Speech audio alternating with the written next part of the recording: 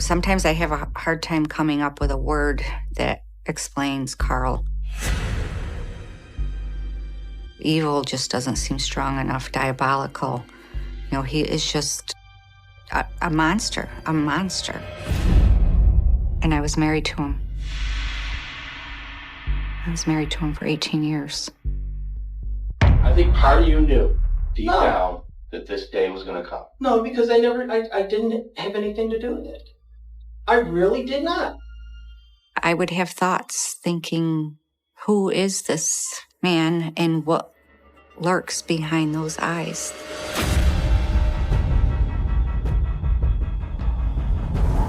We can prove it. You confessed to your wife. I lied to my wife.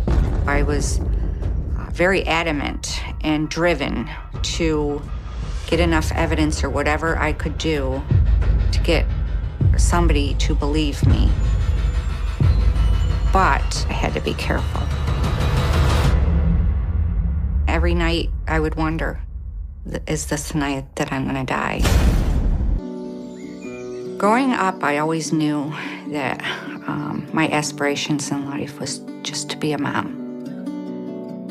But the doctors had told me that I probably wouldn't be able to conceive naturally. I had, some fertility issues.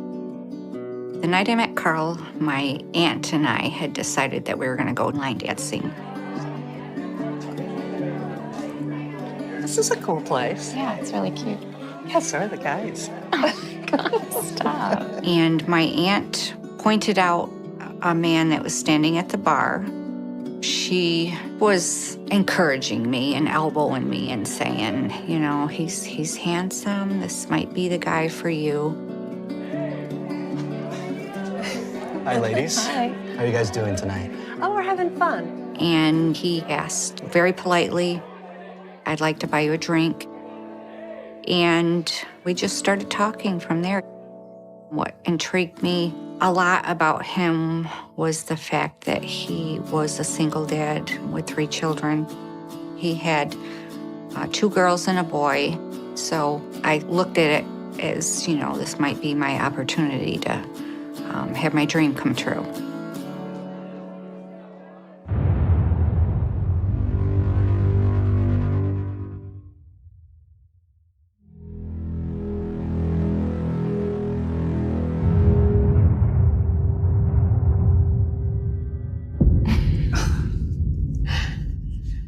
That night is when he told the story about his first wife dying in a fire in California 1 year ago. I was doing some repairs, and I just heard screaming from the house. Oh, my God.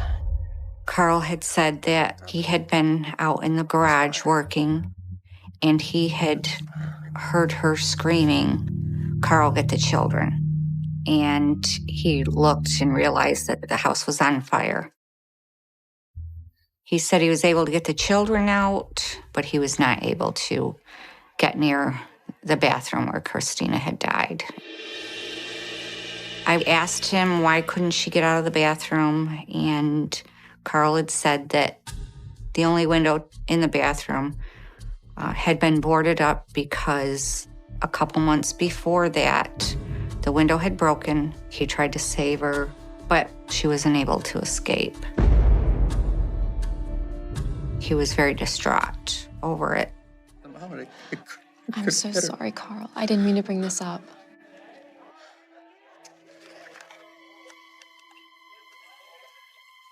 Is this your wife? Can I see? This picture is Christina. One of the first reactions I got from Carl's parents when I first met them is, oh my gosh, you look just like Christina. From what I understand, she was this great person and had a good heart and only wanted what was best for her children. I truly felt sorry for him. This poor man is struggling, trying to be a single dad. The children were 6, 7, and 8, 2 girls and a boy, Levi being the middle child, Katie and Levi and Aaron, 3 children that needed a mom and I wanted to be a mom. Carl, And 9 months after we met, we got married. On mine and Carl's wedding day, we didn't want to make a big affair of everything. Him and I and the 3 kids went in front of the Justice of the Peace. This was the beginning of my fairy tale that I thought was going to come true. And I was very happy at this point.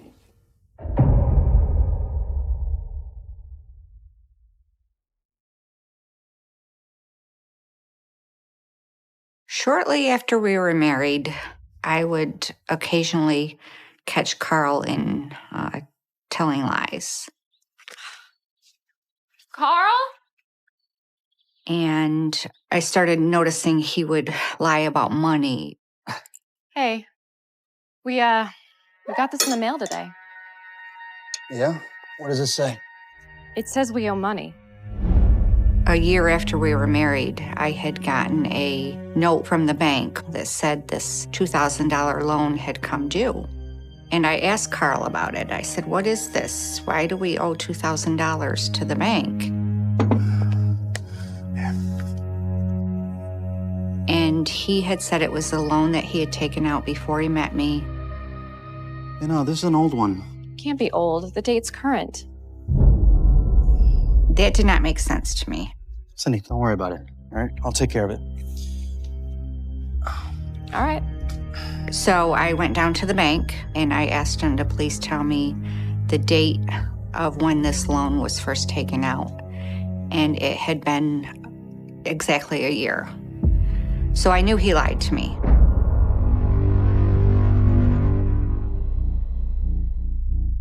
And I confronted him. Found out about the loan. I looked into it and I saw the paperwork. So what? And this was not something that you took out before you met me, and you lied to me, and I want you to explain that. You're saying I'm lying? If that's what the paperwork says. And the paperwork is wrong. When Carl was caught in a lie, he would defend himself vehemently, but I would not let him win on that. And I just kept telling him, I know you're lying. Carl, it has your signature on it. Why can't you be honest with me? No, don't give me this, okay? What do you want me to do?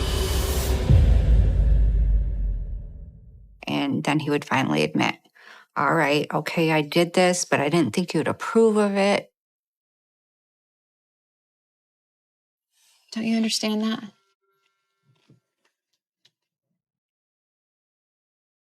And he would say, I'm very sorry. I want you to trust me again. I'm sorry, okay? And I won't do it again. And he wouldn't until the next time. There was always a next time.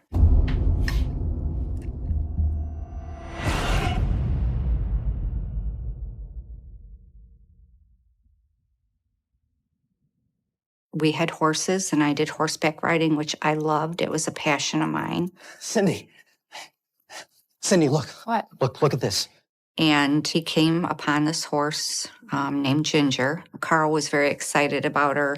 Look at her. She's beautiful. She is. He felt that he could use her for breeding purposes to produce prize-winning Belgian horses. So Carl thought that Ginger was going to bring in a lot of money. Do you really think we should spend the money on this? Cindy, if we spend the money on this, it's gonna make us a whole bunch later on. Carl, if you say so.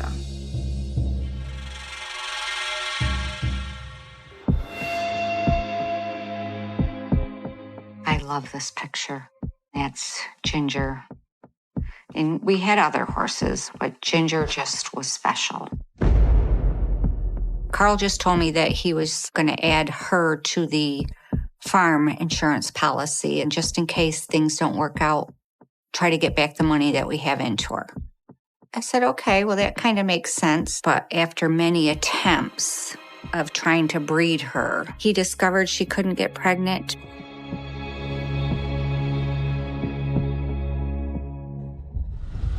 One night, I remember Carl waking up and going downstairs.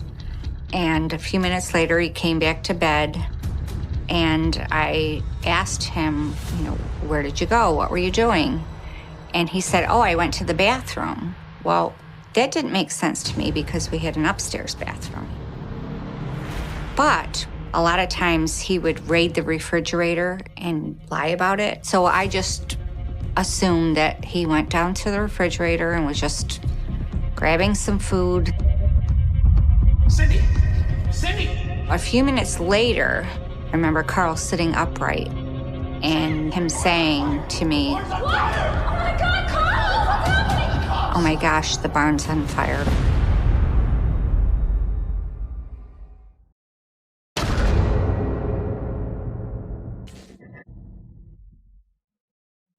Cindy! Cindy! What? The barn's on fire! The barn's on fire! Oh my God, Carl! I remember Carl sitting upright out of bed, screaming, call 911, the barn's on fire. Can you send someone quicker? Our barn is on fire! It was an old barn. It had a lot of old hay, so it kind of engulfed quickly. And it didn't take long to realize that any horse that might have been in there would not survive the fire.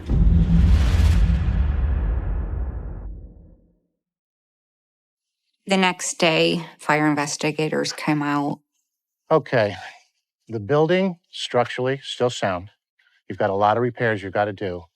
And it seems to me, this is your source. They suspected that because there was this old radio, maybe the faulty wiring sparked the hay, and that's what caused it. So it was ruled, accidental.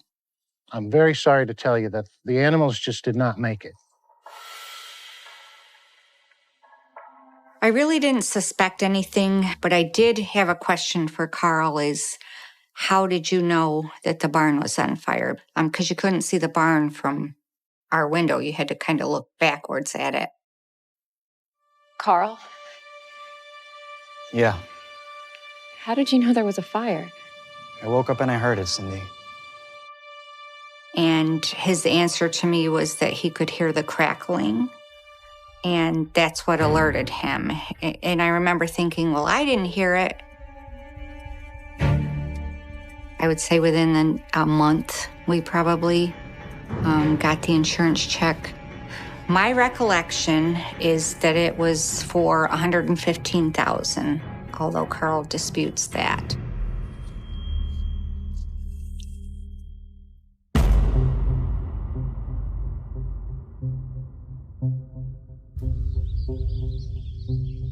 The first time that I ever was scared physically, we had an argument. It's just annoying. Every time I check the account, it's overdrawn, Carl. Well, what do you want me to say, Cindy? It costs a lot of money to run a farm. When checks would come in for the business, he would take them and cash them and spend them. And it was a fight, a constant fight that we had kept having. Carl, I'm sick of having this argument. And I went to reach for the door handle to leave.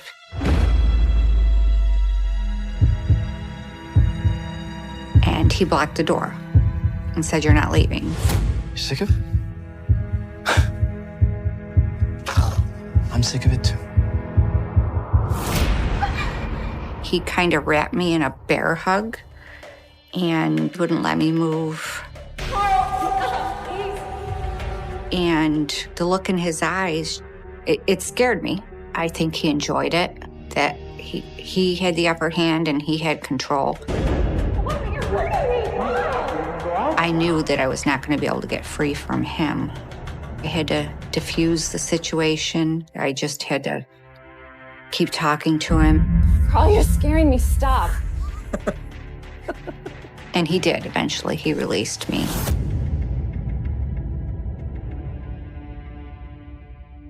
And it was when I was free that I said to him, "I just want you to know that if you ever do that to me again, you and I are done." Okay, Cindy, I'm sorry. It wasn't.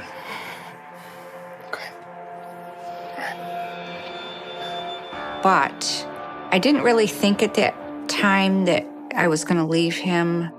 Here I was, a new mom to these children, and they had already lost a mom, and I didn't feel like I could do that to them. I mean, he never laid a hand on me again after that. So I forgave him.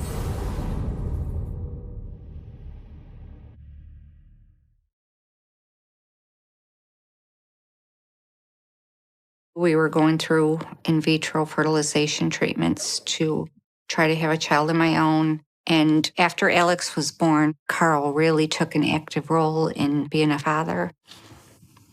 That's Alex on Carl's shoulders. Obviously, he's pretty happy and not worried about anything. You can tell on Alex's face that he loves his dad. And this period in our lives was one of the happiest.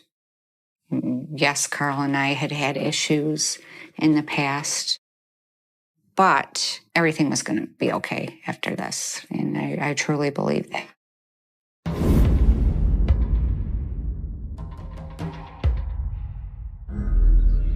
The brunt of his anger was taken out on the sons. After Alex was old enough to start doing chores is when he got angered the most. Alex, turn it off. Cut it off. One time I looked out the window and saw Alex on the lawnmower, and I could tell Carl was yelling at him and berating him, and Alex was just sitting there with his head down. And I thought, what is going on? What did I tell you? Go easy around the... What did I tell you? Carl's very angry. And I walked out and I said, what's going on? I wasn't acting stupid. Don't you ever talk back to me! And Carl's demeanor completely changed and said, oh, nothing, we're fine. It's all right, honey. We're, he's doing good. But I knew that wasn't the truth. Just the look on his face, you could see the anger in his eyes, and his fists were clenched. That's when I started thinking, who is this man and what lurks behind those eyes?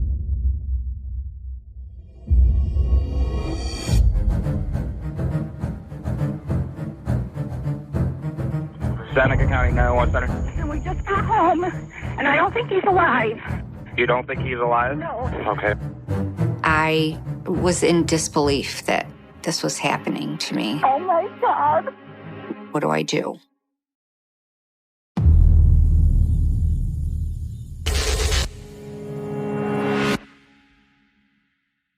Now, this is the one that's scary. This is the one that shows who Carl Carlson is. Look how deranged he looks, how crazy he looks. Look at his eyes. You can see it in his eyes. Empty eyes, evil eyes. This is the real Carl Carlson. This is who he is.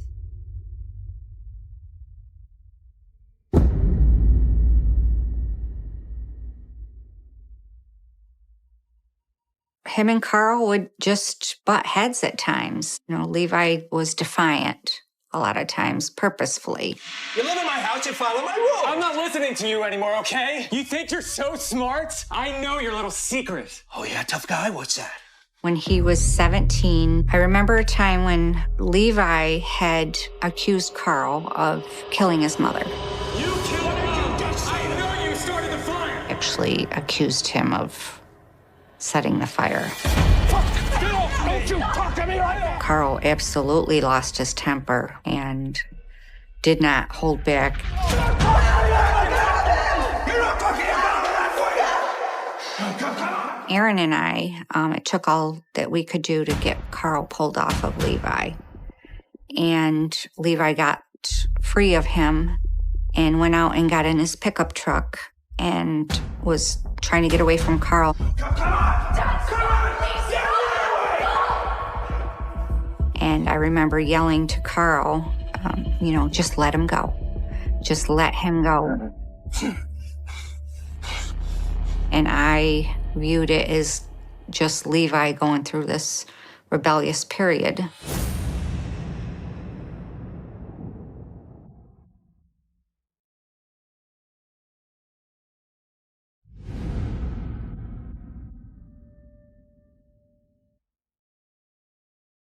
Levi started turning the corner and realizing that I have to be this mature adult.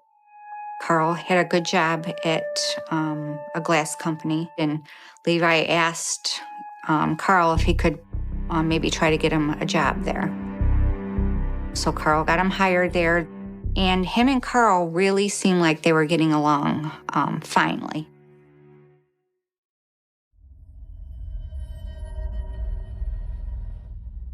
We had to leave for my aunt's funeral around noon, and Carl had come in and said that Levi was going to be coming out to the farm that day because he had some work to do on his pickup truck and going to use our tools and use the garage. You know, Levi said he'd be here a couple hours at least. And, got to be noon, time for us to leave. And Carl, sort of like as an afterthought, said, wait for me in the car. I'm going to run out and tell Levi that we're leaving and make sure he has everything that he needs. And I said, okay.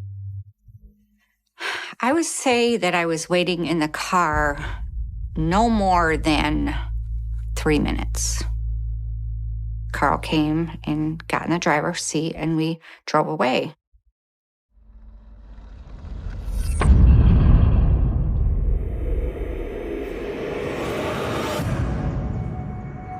I noticed that Levi's pickup truck was still in the same spot as when we left.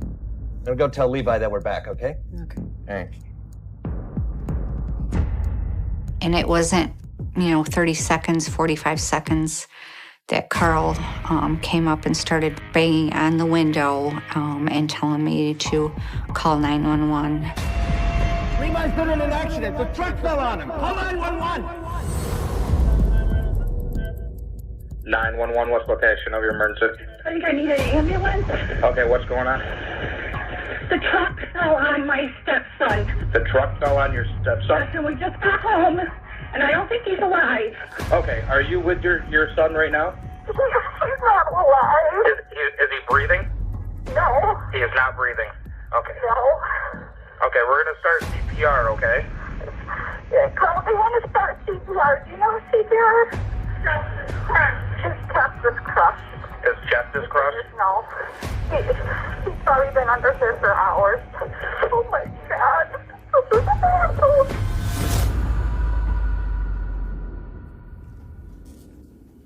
One of the worst days of my life.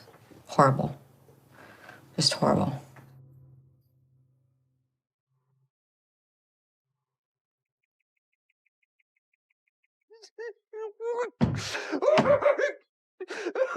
Carl seemed very distraught, throwing himself up against the wall. For a fleeting moment, I was thinking to myself, it seemed overly distraught.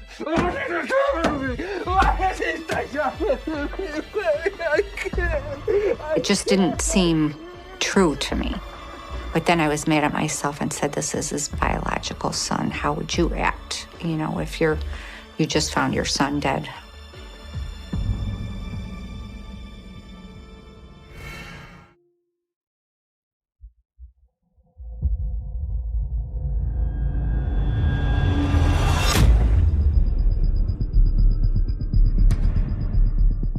I was 100% certain that he had murdered Levi. And I was afraid that if Carl found out that I even had any suspicions about anything, that he would kill me.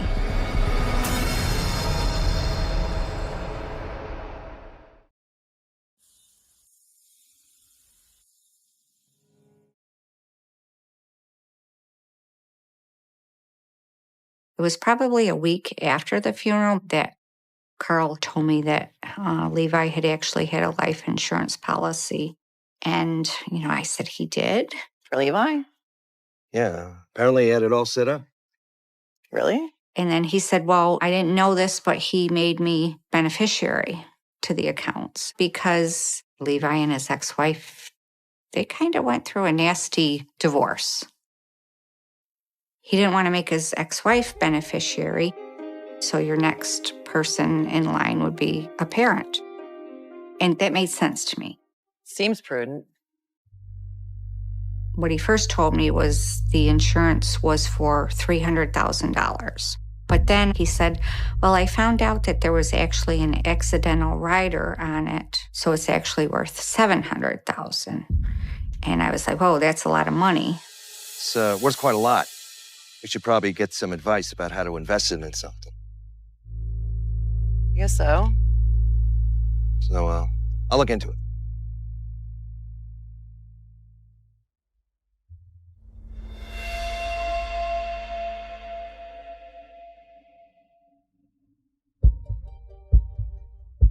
I would start having these thoughts that maybe Carl had something to do with this.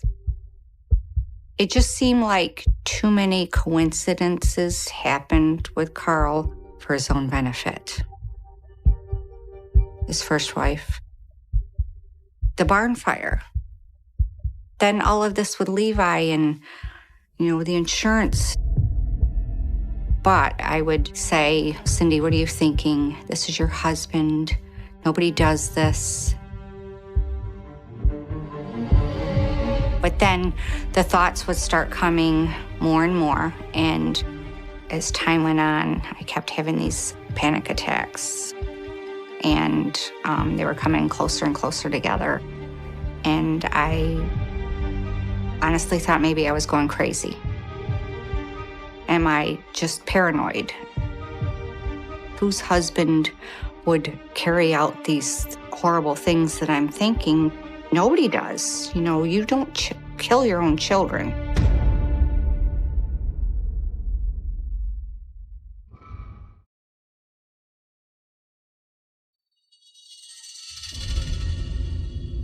I had gone away with a friend, and it was probably at like 4 a.m. And I realized I've left my son home with him. Is my son safe? And I had the grand mal of panic attacks. The worst one that I've ever had.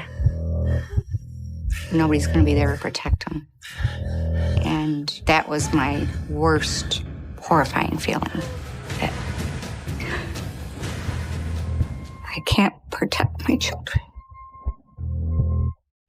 A mother's job is to protect their children, and when you got to protect them from their own father, it's a horrifying feeling. I got no sleep that night.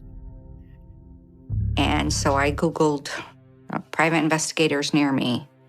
And one of the first ones that come up, I met with him and asked him if he could look into it.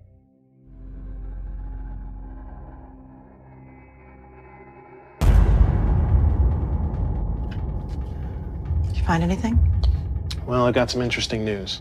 My number one concern at this point was, is there a policy out on Alex? That was one of the first things that I had asked. First, it appears that your son is in the clear. I wasn't able to identify any policies on him. Oh, my God. He told me at that time that no, there was no policy on Alex. So I felt a little bit better. But then he said to me, my granddaughters each had $300,000 on them. No. And that I was worth $1.2 million dead to Carl. So my life was probably at risk. It's hard to explain the feeling I was actually feeling when I found out that I was worth so much to him dead. Panic and just frenzy. Listen, I really think you should be careful. Now what do I do?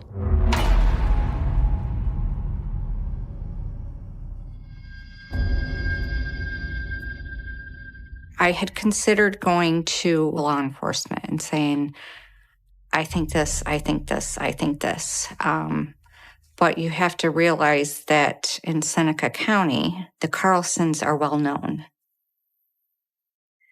And I was afraid that if I went to law enforcement with any suspicions and they didn't believe me, that somebody would tip Carl off to what I was doing. And so I decided to carry on as we normally would.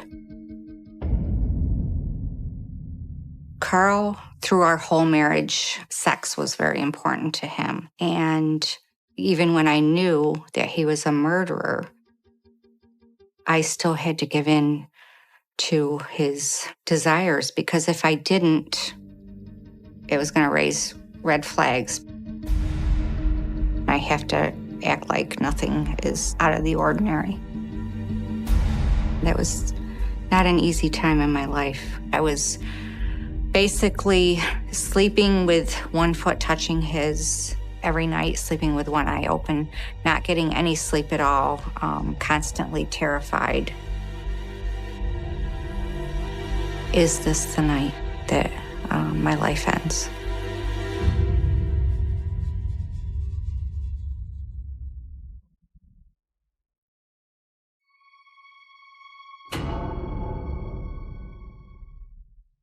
I wanted to have enough evidence that somebody would pay attention.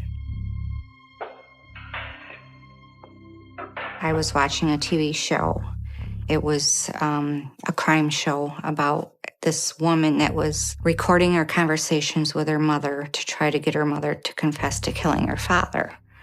And it just like this light bulb went on, and I said, I'm going to start recording my conversations with Carl. I decided to move out. I fed him the story that we need a trial separation. We'd been fighting about money, and let's just separate for a while. And then, I started texting Carl and saying to him that I'm considering getting back together with him, but that I can't get back together with you unless you're going to be truthful about everything that happened in our marriage. So if you're interested, let's set up a meeting time and we'll meet. And he jumped right on it. And here I am with this voice recorder, and I'm going to go and try to get him to confess to murder.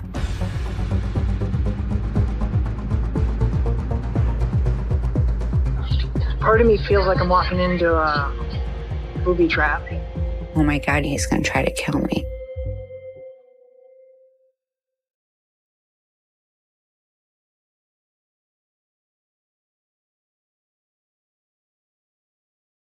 Here I am with this voice recorder, and I'm going to go and try to get him to confess to murder. Hey. Hey. I was very nervous, and I was afraid that he would catch on. So my goal in the beginning of recording Carl was if I could just get him to maybe confess to setting the bonfire, it would at least show his character. Thanks for meeting with me. I know we haven't really worked everything out.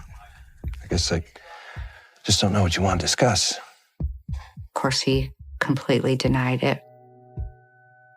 I was trying to keep my cool. And I said to him, I can't get back together with you unless you're going to be truthful. He said, it sounds like you want me to say I had something to do with Levi's death. And it was at that moment that I thought, okay, we're not going to go to the barn fire. We're going right to Levi's death. So I just said to him, I would think that if you did do it, you probably did it for me because of all the turmoil that Levi put us through as a teenager. And once I suggested that, he said, yes, I did it for you. I just wanted to stop all the anguish. I thought it might help us. I'm thinking, oh my gosh, I have it on tape. I said, tell me how it went that day. Was the truck hard to push? And he said, no, it wasn't hard. And he gave me an example of like a wheelbarrow, how a wobbly wheelbarrow would be. I barely even touched the truck, and it just fell. It was so surreal to me that I was getting him to talk about this, but also just hearing it come out of his mouth horrified me. Thinking what Levi must have gone through during those moments. I couldn't wait to finish the conversation and just run it to the sheriff's office. I gave him an excuse that I needed to drive over to my doctor's office to pick up a prescription. Made sure he wasn't following me. Then I drove around and went back to the sheriff's office.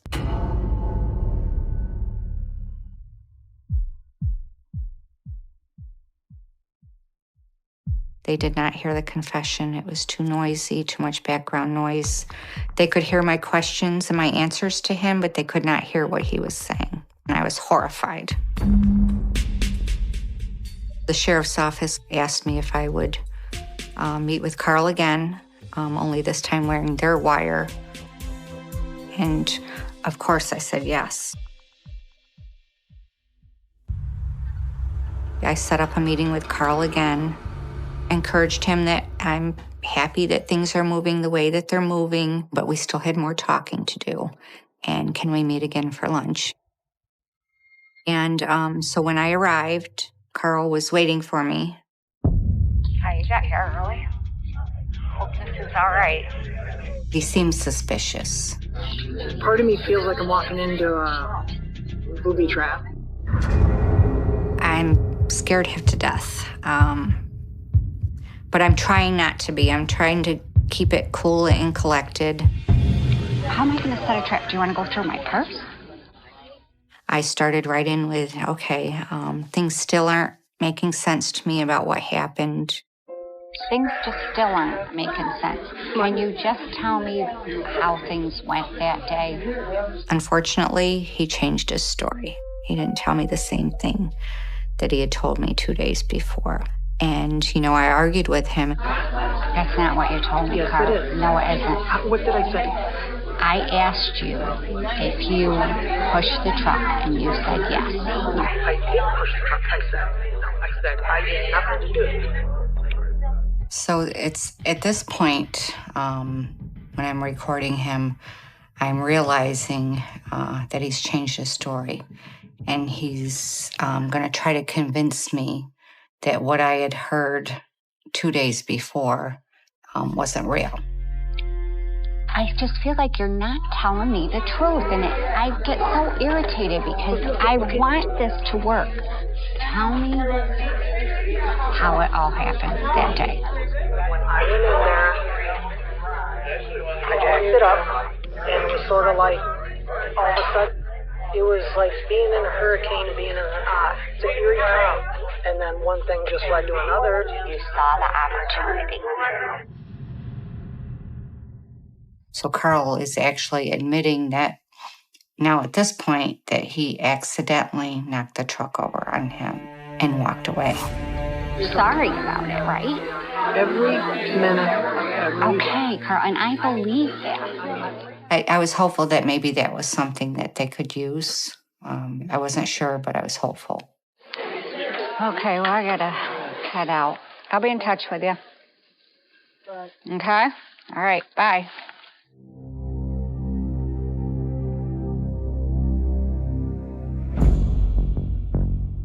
What we know to be true is you pushed that car over. I did not. Well, you confessed to your wife. I lied to my wife. I've never seen that clip. I can tell that Carl's still trying to maintain control of the situation.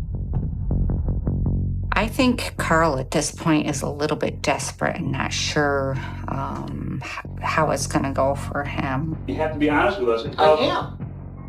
you didn't do it for the money. I did not do it for the money, and I did not do it.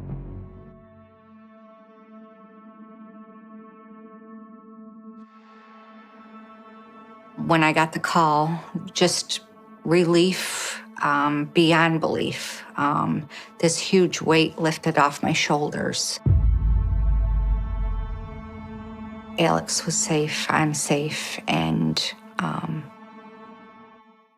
everything was going to be okay. But because he made a plea deal, his plea was 15 years to life. Technically, in 2027, he's eligible for parole.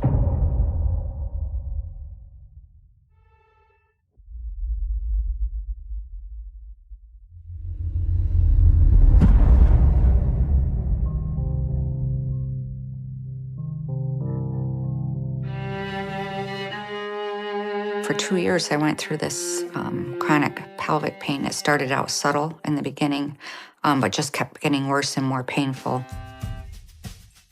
You know, I went to the doctor and they did testing and kind of unexplained, not sure why. It was when it went away that I started thinking, why did it go away when I left Carl? I was talking to the PI and he said to me, Cindy, do you know that one of the signs and symptoms of arsenic poisoning is pelvic pain? It's something that I'll probably always wonder about if he was actually poisoning me. I couldn't help but think, how did his derangement not show through before?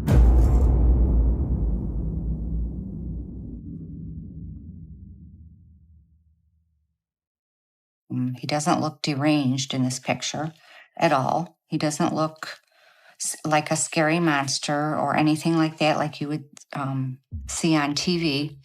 This is the Carl Carlson that everybody knew. And at one point, I loved him. It's such a hard thing to come to grips with. Who was I married to? Why didn't I see this before? Why?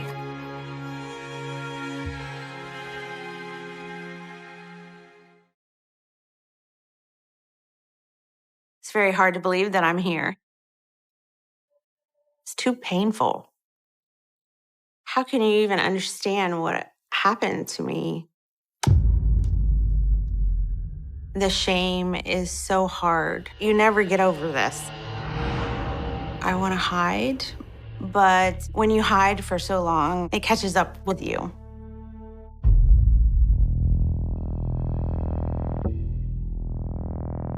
To have someone lie to you for your whole life, it made me question everything. I didn't realize that there was so much evil around me. We recovered the bodies. Certainly, there was physical force used against each of them. Ambulances were everywhere. I couldn't understand what had happened. Each day, investigators look for more evidence against their prime suspect. But I had no idea that my life was in more danger.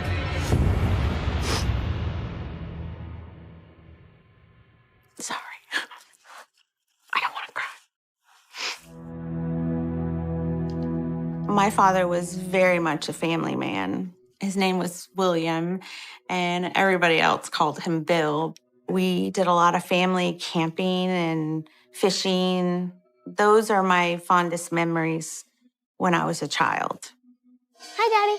Hey, kiddo, what's up? Are you going fishing? I am. I am the youngest of 5, and I was a typical daddy's girl. Can I come? Sure you can. Go up to your room, get your reel. When I was little, my dad was everything. What is all of this? We're just going out of the lake for a while. But my parents were like oil and water. They were extremely toxic. So you expect me to sit at home all day and watch the kids until you get home? My mother never bonded with me. She was very wild, my mother. She drank a lot. I don't understand why you can't spend a little more time at home. Do you expect me to make you dinner every night, too?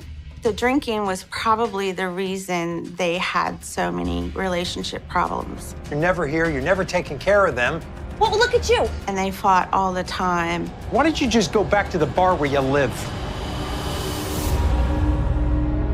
My mother was a free spirit, and she was never going to be controlled. I am done. She would go out drinking and partying, and she didn't seem to want to be a mom. I looked at my dad as the good person. I felt like my father was the one trying to keep the family together. I'm sorry, sweetie.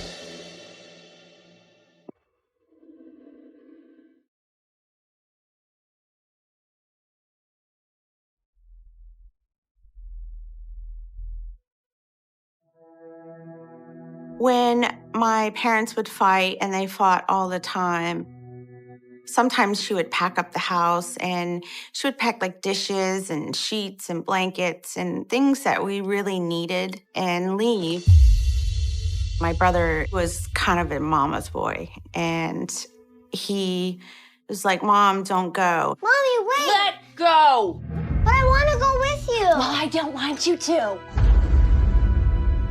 And she's like, I don't love you anymore. Stop! You're whining! When will you be back? I won't. I really was not upset as much as my siblings when my mother would leave, because I never really had that close bond with my mother. But for him, it was very hard. He would come over and bring everything we needed.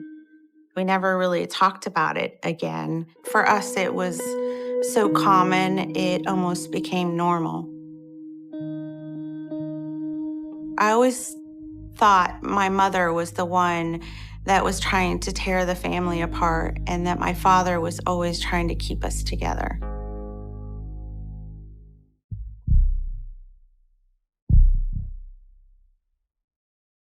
Their fights, to me, became scarier. My parents would say things like, if I can't have them, no one will. We became something that you kind of do tug of war over. Well, if you want to leave, I remember one incident. I woke up to my parents fighting. I've had it! Yeah, you want to leave? Fine, go. It's not like you're ever around It here was a anyway. very intense fight. My parents were in front of me. But you're not going to take him with you. Oh, no! And my mom had a gun.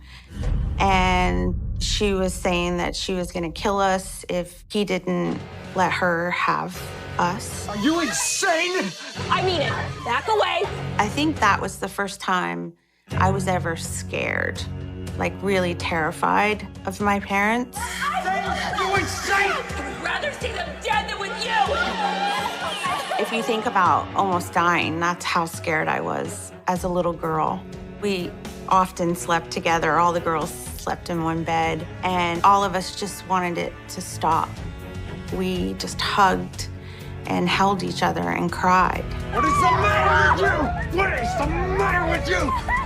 They fought back and forth over the gun, and my father got the gun away from my mother. Now you get out of here! Now, go! In my eyes, my dad was a hero. He saved us that night. Why was Mommy doing that? I don't know. Don't worry, I am never gonna let her harm you. Never. I really bonded with my dad as someone that was always going to protect me and never hurt me. So I started trusting everything that he said to me.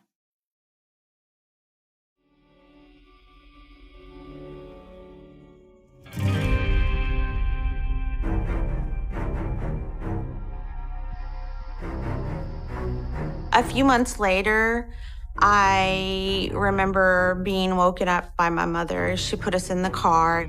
Everybody just needs to shut up and get in the car. Come on.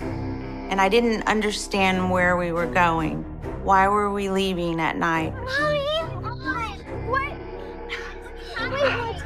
Hey, where are you going? Get back here! And I remember that feeling, being terrified. I mean, we were screaming. Daddy, help me! My father ran out of the house, trying to get her to stop, to not take off with us. Come back here! Come back here with my kids! Get back here! And she just kept going.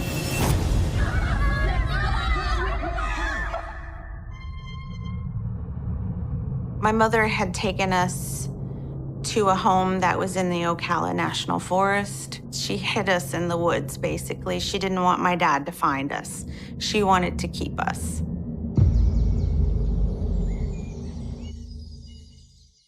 I didn't know my father didn't know where I was. We were there maybe a few weeks, couple of months. During the day when my siblings were in school, I would be out front playing.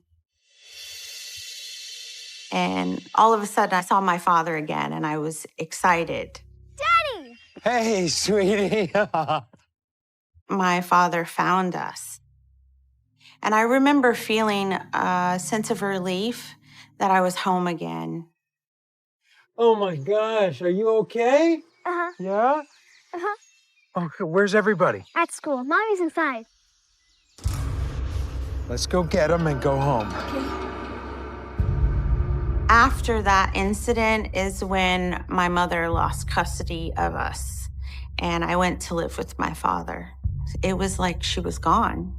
My mother had no rights as far as being in our lives, and I thought that my life was always going to be great, that I would never have to worry anymore or be scared. But I had no idea that my life was in more danger.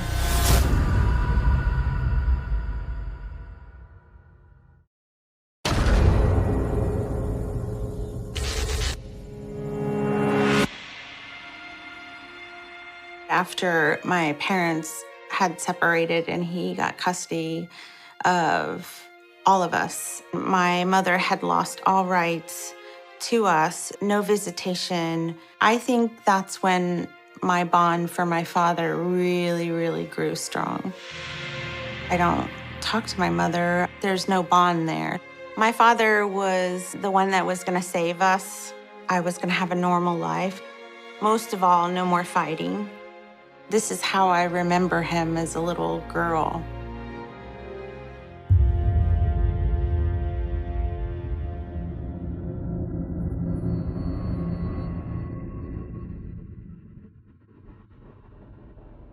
One story really sticks in my head. One day, we piled into the car and drove my sister to Jacksonville to an Alice Cooper concert. Dad, we're gonna be late. No, we're not. Cut it out! Stop! Stop! There was 5 of us. So I was whiny, and my dad was just very angry and very frustrated. You started it, I'm gonna end it! No, I'm gonna end it. Knock it off. Come on! Be quiet. No! No! I started it! No!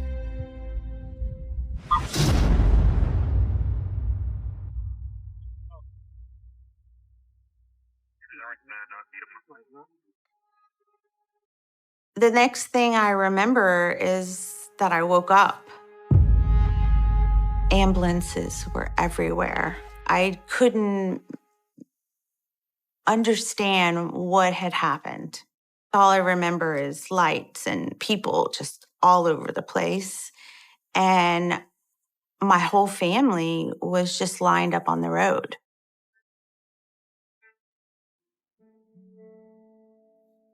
I thought they were dead. I wasn't hurt. I wasn't hurt other than a little cut. But my one brother was really bad. He had a head injury that he had to learn how to walk and talk again. My one sister had a concussion. Another sister, her scar was almost like a horseshoe on her forehead. My brother that was in the front seat, he was in a complete body cast. He had broken both of his femurs.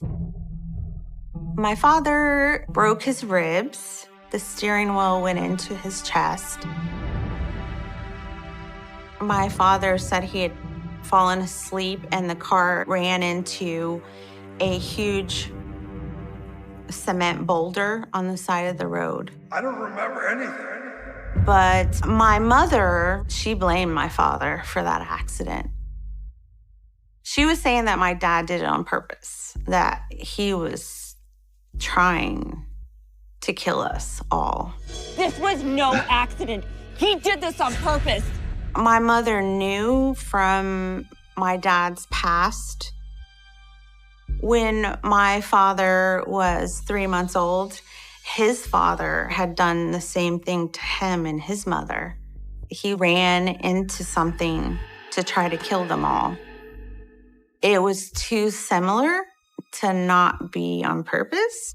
But because my mom drank a lot, because of her past behavior, they didn't believe her. He's trying to kill them. They just kind of brushed her off.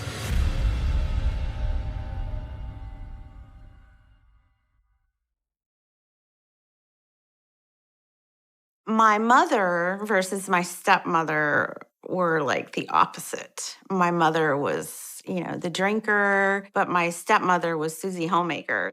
She kept a really clean house. She loved to cook. She was a really good Southern cook. But about 2 years after they were married, I kind of realized that she wasn't as nice and loving as I thought she was gonna be. All right, I'm gonna go out for a little. I'll see you later. Where do you think you're going? Just out. Oh, no, you're not. Sometimes my stepmother would say, you're nothing, and you're not gonna be anything, and you're like your mother, and that was hurtful to me. You're just like her. Irresponsible. I remember one time my father came home and my stepmother was complaining about us. Hey, what's going on in here? He didn't want to hear what she had to say.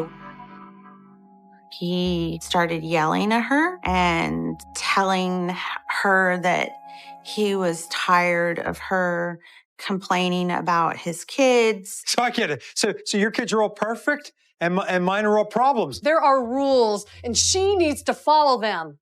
He was so angry with her, but he took it too far. If I say it's all right, then it's all right. Well, it's not all right. You could see he just wanted to rip her apart, becoming very violent with her. He had this rage in his eyes. He was really scary. He was a different person at that moment.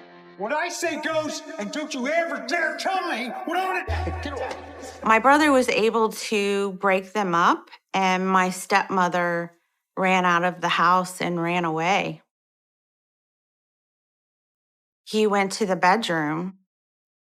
I can only assume he went and got his gun.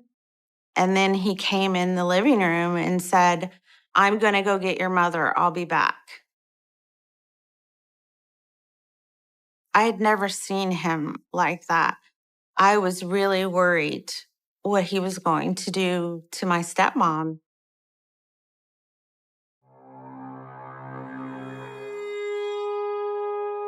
It was a couple hours later when they came back. Hey. It was never talked about. But something happened when he left. She was hurt. I remember my stepmom put ice on her neck and was holding her neck. I believe that maybe he might have strangled her or hurt her neck or held her down or something, and that's why she came back. It took a while for things to get back to normal after that incident. I looked at my father differently. It took me a little bit to forgive him because I had never seen him snap like that. But because I was a daddy's girl, it didn't last.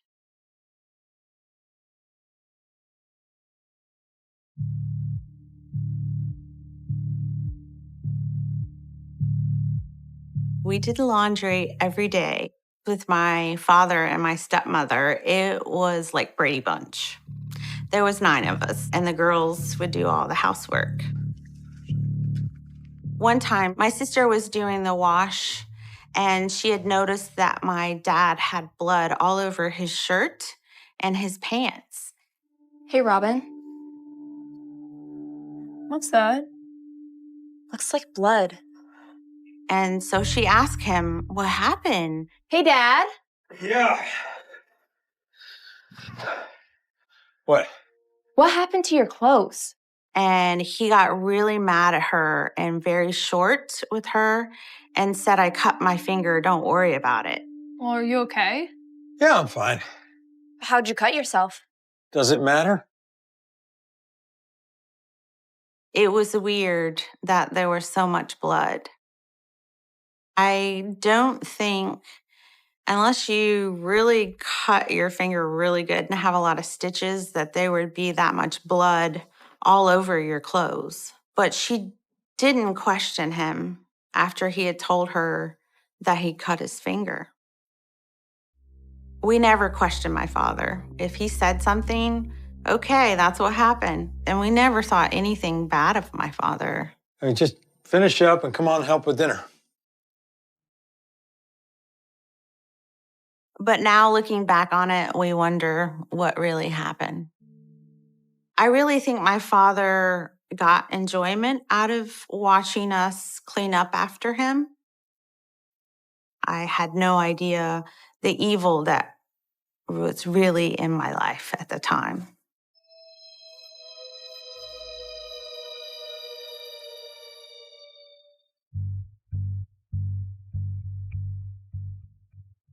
My father just started acting differently. But I didn't realize that there was so much evil around me.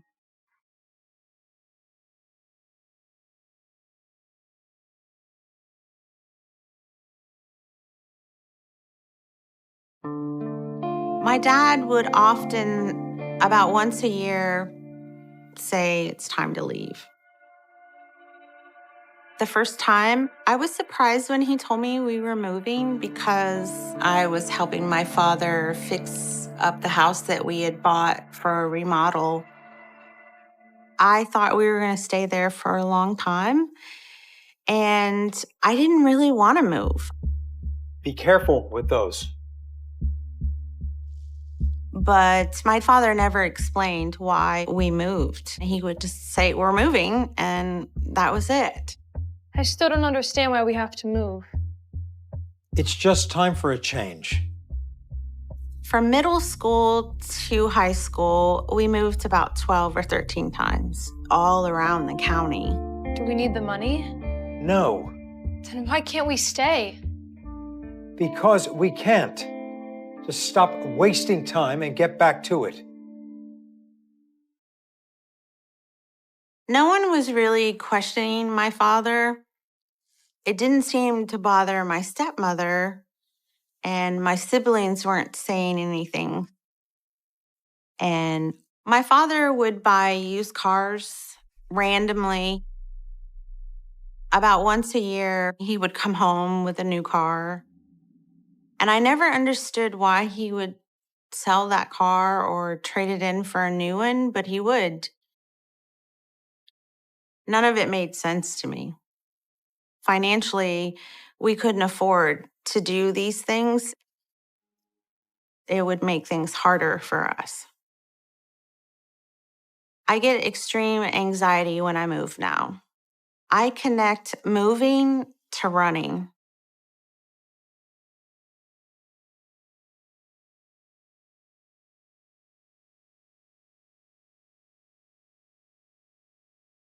When we would move, we would go find a new church. For a few years, it seemed like we went to church all the time. I think it was important for my father to have a certain image in church. He would help people. He would do things for people. He was kind. People would think good of him, and it made him feel like he was getting away with things. He hid behind church, so nobody would really see my father for who he really was.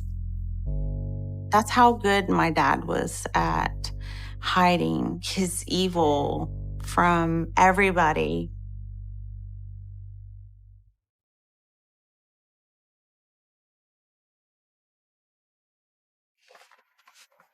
Hey. Hey. I remember one time I was waiting for my boyfriend. Hey. And my dad was like, hey, I want to talk to you in the bedroom. Hang on a second. I just want to talk to you about something. It'll just take a minute. I didn't know what my father was going to say to my boyfriend. And I became worried and concerned and confused why my father was pulling my boyfriend into another room to have a talk with him. I couldn't really hear what was going on in the room, but it wasn't long that they were in there together. After they came out of the room, my dad just went and sat on the sofa like nothing. And then my boyfriend and I got in the car and left. And he was very quiet. And I asked him what happened. Like, what did he say? What's going on? What did he say to you? Nothing. Seriously, what did he want? My boyfriend said that he threatened him. He said if I step out of line, he'll kill me. He said to him, you can disappear and no one will find you. He was really creepy about it. I kind of laughed. I really never believed in a million years. I thought he was bragging, so I let it go. It was just a joke. I'm sure he didn't mean any of it. My dad was a good guy. He wouldn't do those things. Never did I think that he was really serious about doing anything threatening.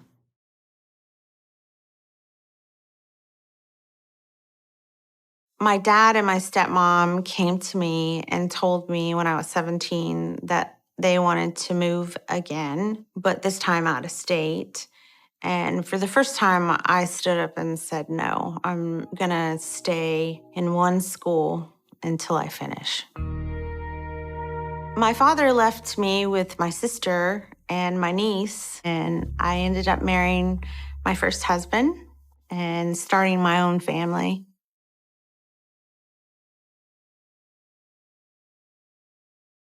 I found out that my stepmother had cancer, and she was very ill for about 2 years.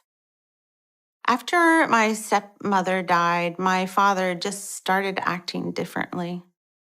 He took it really hard when she passed away. He really wasn't coping with it. It didn't seem like he was dealing with it very well.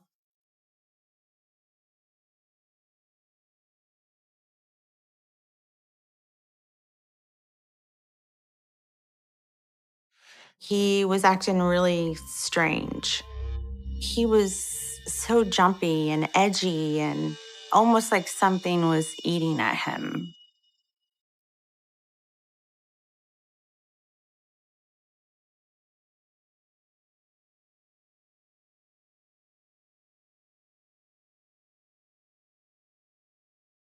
After my stepmother died, my father just started acting differently. Hey, sweetie. Hey, Dad. I had gotten married and started my own family, and one time he came over with a gift. What's that? Oh, I brought something I thought the kids might like. He brought out this wig.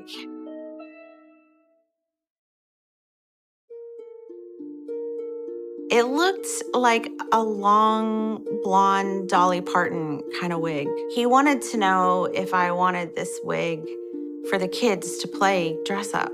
A wig? Seriously? Yeah. Come on, they're gonna love it. I don't know if the girls are gonna want that. My father had told me that he was in the mall and he stopped and put his name in for a drawing and he won a wig. And I thought at the time, how odd is that to win a wig? Hey, how are you? Hey, sweeties. Oh, I brought you something. Ready? What do you think? I thought it was an odd gift, but my kids immediately started playing with it. They thought it was great. He snuck his evil into my house. And I think he liked that we had no idea.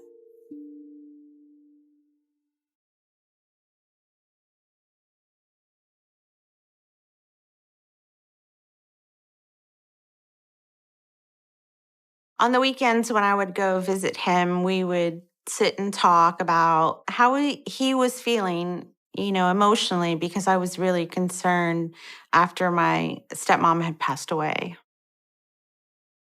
Hey, Dad. Sorry I'm late. Hey, honey. That's all right. It gave me some time to get some housework done. And one of these times that I had went to visit my father, we had an odd conversation. So what's up with the burned up mattress out by the trash? Decided to just go ahead and buy myself a new one. My father said to me I needed something a little more comfortable. And then he said to me I lit it on fire and burnt it. So you set the old one on fire? Yeah. What? And I thought that was very strange. Like, why would you not just throw it away? Most people just throw it away at the dump. They don't burn it. Dad, are you okay? Yeah, fine. What? The story did not make sense, and I started to think that he was losing it a little bit and really having a hard time coping with things. You know what? Let's go and have a cup of coffee. I put a fresh spot on. Come on, sweetie. Come on. I believe my father would tell us stories to test us, to see if we could put it together. Because if he could keep it from us, I think he felt like he could keep it from anybody.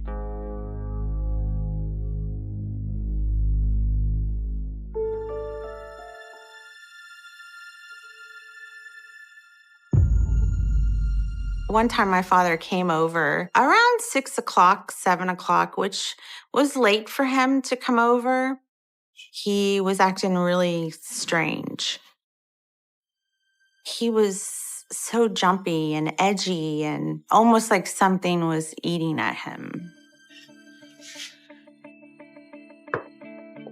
It was like he couldn't sit still. He was looking around, almost like paranoid.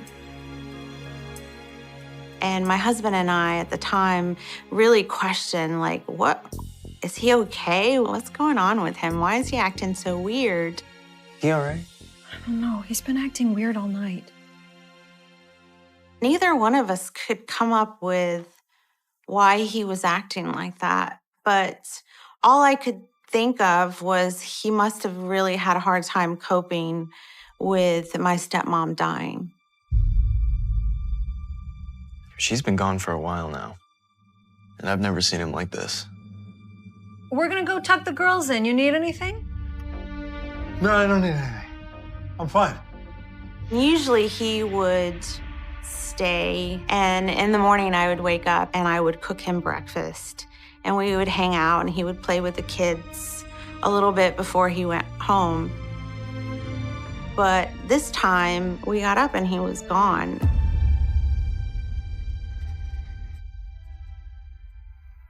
I just found that very odd that my father would leave without really a goodbye or breakfast. He'd never done that before. That's not like my dad.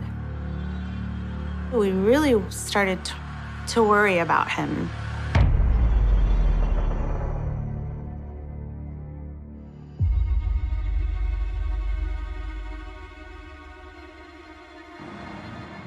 My husband at the time was on the SWAT team, so he had a pager, and he could be called at any time. Thanks, honey. We were out shopping, and he had gotten a page from his sergeant. Hold on, it's the station. I gotta go call in. Okay.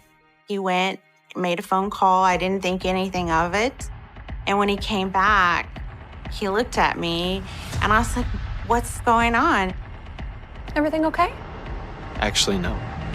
And he told me that my father had been arrested for murder.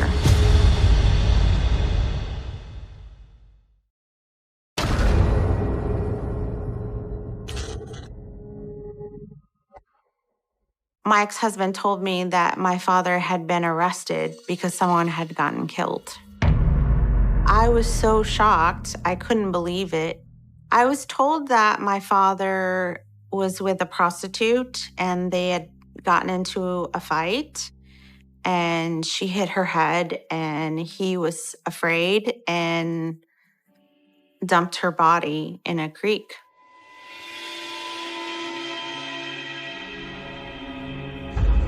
When they put on the news about this woman that they had found, the cab driver recognized her and said, "Hey, I dropped her off at this house." And that's when they realized that he was the one that had killed her.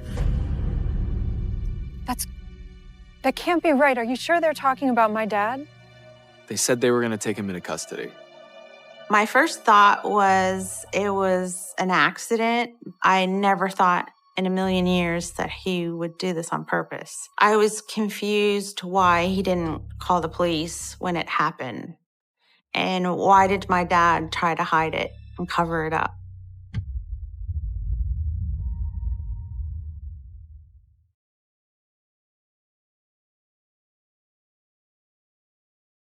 There was a detective that overheard the story about my father getting arrested, and my father's murder in North Carolina sounded very similar to some unsolved murders that he had going on in Florida. I don't understand what you're saying. I was still thinking that there had to have been a mistake. No, that's not possible. But the detective was telling me that the other unsolved murders were very similar to the one that my father had been arrested for. My father would pick these prostitutes up, take them to another location, kill them there, and dump them in different locations. I had a hard time believing what they were saying to me. There must be some kind of mistake. Not only are you wrong about the first one, but there's no way that he's been killing most of my life. And then, of course, it was on the news. We recovered the bodies of 5 of the women. Most of these women were bludgeoned. Certainly, there was physical force used against each of them. Each day, investigators look for more evidence against their prime suspect, William Lindsay. I didn't believe any of it. Whatever they said to me, no, no, no, no, until I read his confession.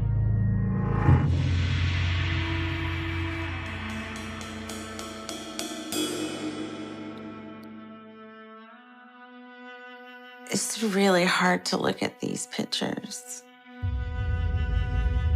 My father said that he would go to find his victims where there were a lot of drugs and known prostitutes.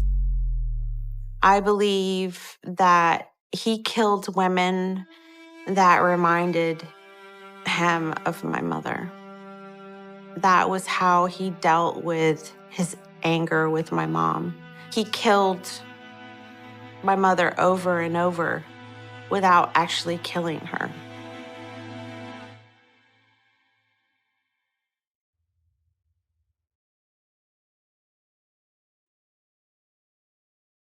The places that he had dumped a lot of the bodies were places that he took us all growing up to go fishing, to go camping. I know exactly where this place is. I was about 8 years old when I used to go fishing here. It was a way that he could go back to the crime scene and relive what he had done. I feel violated that he used a place that had a lot of joy and memories to do evil. All the moving, the cars, giving my children a wig to play with, it all fell into place. I felt that my whole life was a lie. That this person that I love so much wasn't that person. He was somebody else.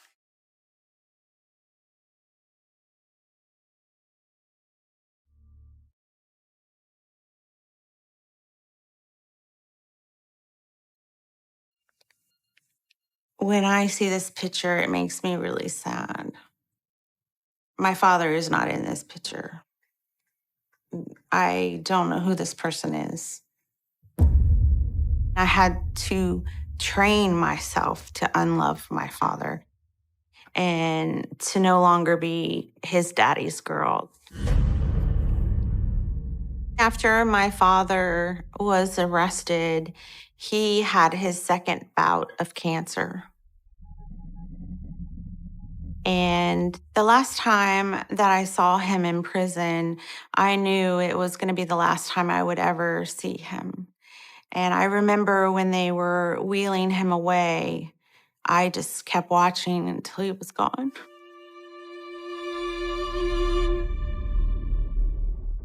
Talk about something else, please.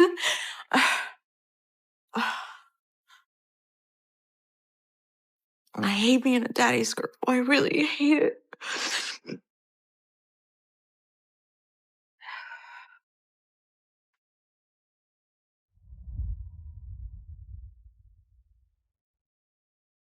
I got a phone call that he had passed away.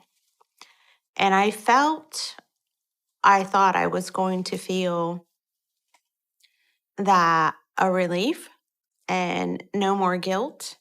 But that's when all the guilt fell on me. I felt like I had the burden of the things that he had done. I felt like my dad kind of ran out on his sentence and put it on me. It was really hard for me to accept. I often ask myself if my dad loved me. And, oh God, I believe he did love us. I believe that there were two people. There was the good one and the bad one. And I think, unfortunately, the bad won a lot of times. I'm here because I hope I can let the victim's family know that there is remorse from the family. I'm sorry this happened to you, and I wish I could go back and change what happened, but you can't.